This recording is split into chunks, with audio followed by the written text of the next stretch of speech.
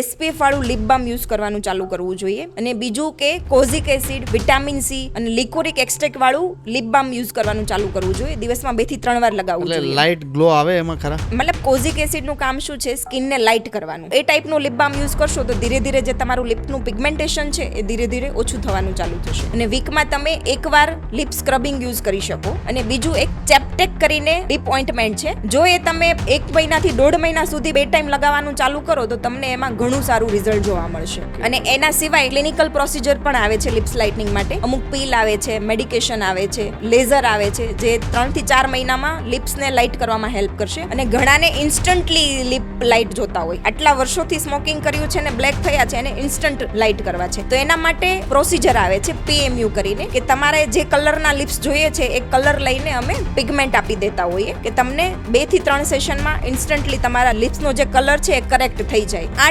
Temporary solution છે, એ તમને permanent result ન આપી શકે. પરમેનન્ટ માટે તો સૌથી પહેલા સ્મોકિંગ જ બંધ કરવાનું રહેશે અને અમુક લિપની કેર ચાલુ કરવાની રહેશે. આવા જ ઇન્ફોર્મેટિવ વિડીયો જોવા માટે અમારી ચેનલને સબસ્ક્રાઇબ કરો.